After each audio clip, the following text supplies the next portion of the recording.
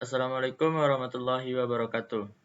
Perkenalkan, nama saya Riko Saputra dari jurusan Teknologi Informasi, Program Studi Sistem Informasi.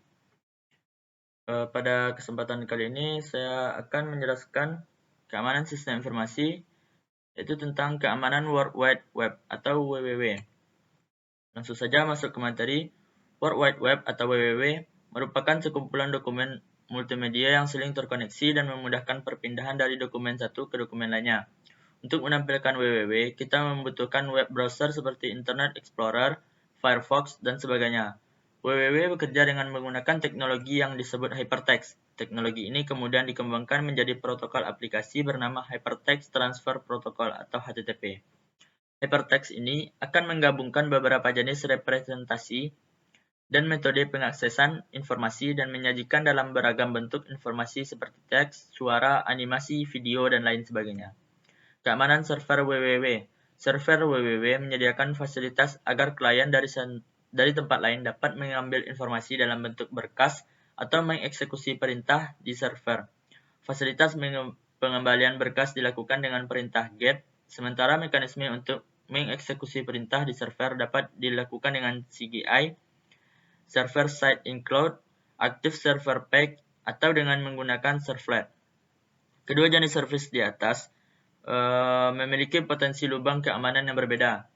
Adanya lubang keamanan di sistem WWW dapat dieksploitasi dalam bentuk yang beragam, antara lain yang pertama, informasi yang ditampilkan di server diubah sehingga dapat mempermalukan perusahaan atau organisasi Anda. Yang kedua, informasi yang semestinya dikonsumsi untuk kalangan terbatas ternyata berhasil disadap oleh pesaingan Anda.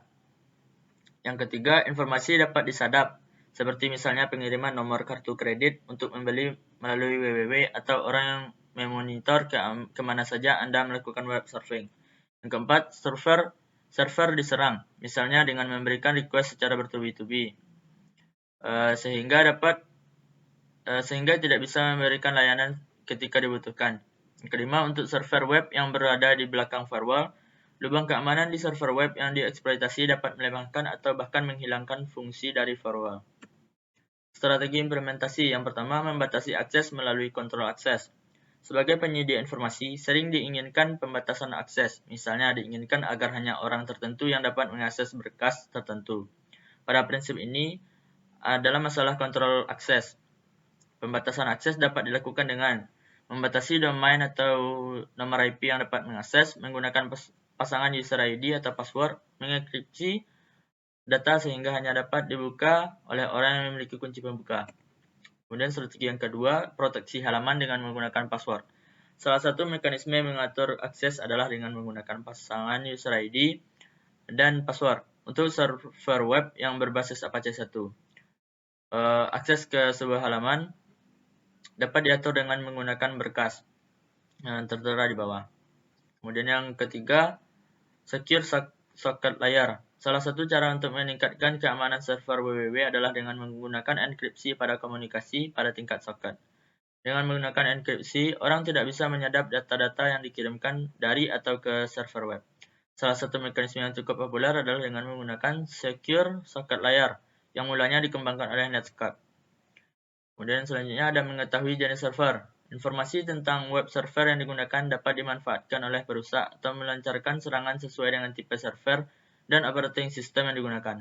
Seorang penyerang akan mencari tahu software dan versinya yang digunakan sebagai web server, kemudian mencari informasi di internet tentang kelemahan web server tersebut. Informasi tentang program server yang digunakan sangat mudah diperoleh. Cara yang paling mudah adalah dengan menggunakan program telnet, dengan melakukan telnet ke port 80 dari server web tersebut, kemudian menekan tombol return 2 kali. Web server akan mengirimkan respon dengan didahului oleh informasi tentang server yang digunakan. Keamanan klien WWW. Keamanan di sisi klien biasanya berhubungan dengan masalah privasi dan penyisipan virus atau Trojan horse. Yang pertama, pelanggaran privasi. Ketika kita mengunjungi sebuah situs web browser, kita dapat dititipi sebuah cookie yang fungsinya adalah untuk menandai kita. Ketika kita berkunjung ke server itu kembali, maka server dapat mengetahui bahwa kita kembali dan server dapat memberikan setup sesuai dengan keinginan atau preference kita. Ini merupakan service yang baik. Namun data-data yang sama juga dapat digunakan untuk melakukan tracking keamanan kemana saja kita pergi. Ada juga situs web yang mengirimkan script, misal JavaScript, yang melakukan interogasi terhadap server kita melalui browser dan mengirimkan informasi ini ke server. Bayangkan jika di dalam komputer kita terdapat data-data yang bersifat rahasia dan informasi ini dikirimkan ke server milik orang lain. Kemudian yang kedua ada penyisipan Trojan Horse. Cara penyerangan terhadap klien yang lain adalah dengan menyisipkan virus atau Trojan Horse. Bayangkan, apabila yang Anda download adalah virus atau Trojan Horse yang dapat menghapus isi hard disk Anda. Salah satu contoh yang sudah terjadi adalah adanya web yang menyisipkan Trojan Horse Back Orifice atau BO atau NetBoost, sehingga komputer Anda dapat dikendalikan dari jarak jauh.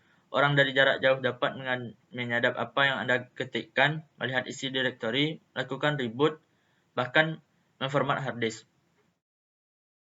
Hanya sekian yang dapat saya sampaikan pada kesempatan kali ini. Salah dan janggal, saya mohon maaf. Wabillahi taufiq wal hidayah. Assalamualaikum warahmatullahi wabarakatuh.